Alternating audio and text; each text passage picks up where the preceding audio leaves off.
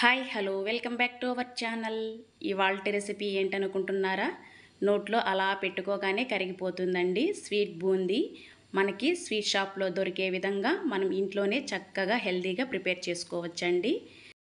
వంట రాని వాళ్ళు కూడా చాలా ఈజీగా క్విక్గా ప్రిపేర్ చేసుకునే స్వీట్ అండి ఇది.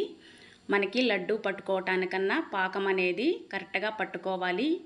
మనకి స్వీట్ బూందీకి అదేమీ అవసరం లేదండి, ఈజీగా చేసుకోవచ్చు.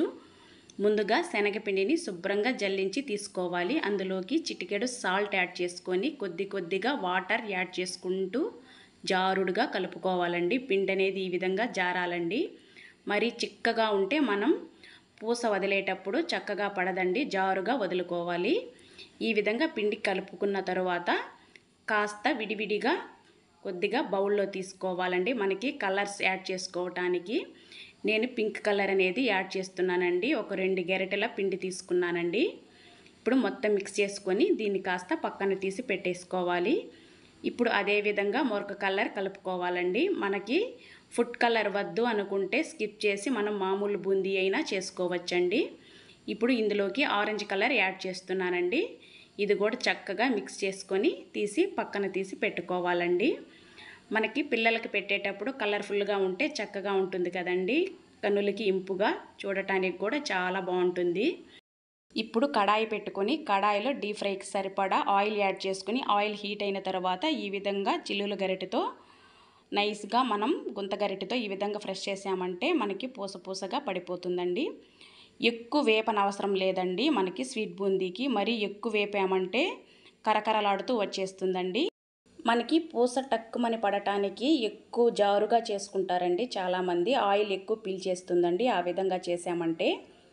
పిండి అనేది మరీ జారుగా ఉండకూడదు, అదేవిధంగా మరీ చిక్కగాను ఉండకూడదండి. కరెక్ట్గా జారే విధంగా కలుపుకోవాలి పిండి. అదొక్కటి కరెక్ట్ చేసుకున్నామంటే మనకి స్వీట్ బూందీకి చక్కగా ప్రిపేర్ చేసుకోవచ్చండి.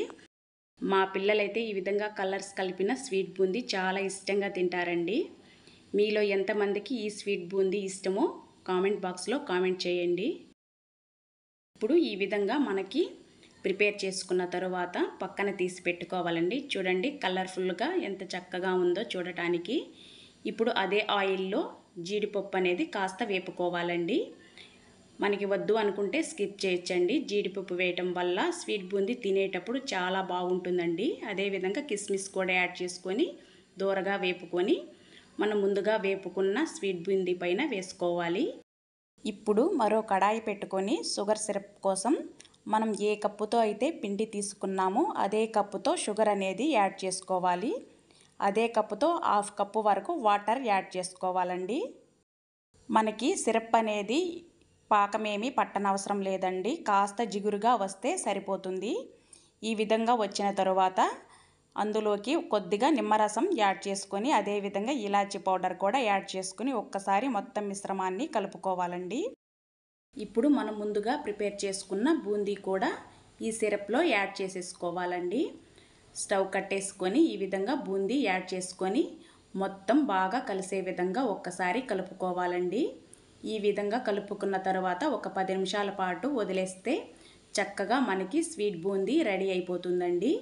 చూడండి చక్కగా ప్రిపేర్ అయిపోయింది. నా రెసిపీ కనుక మీకు నచ్చితే తప్పకుండా మన ఛానల్ని సబ్స్క్రైబ్ చేయండి, లైక్ చేయండి, షేర్ చేయండి. Thank you for watching friends.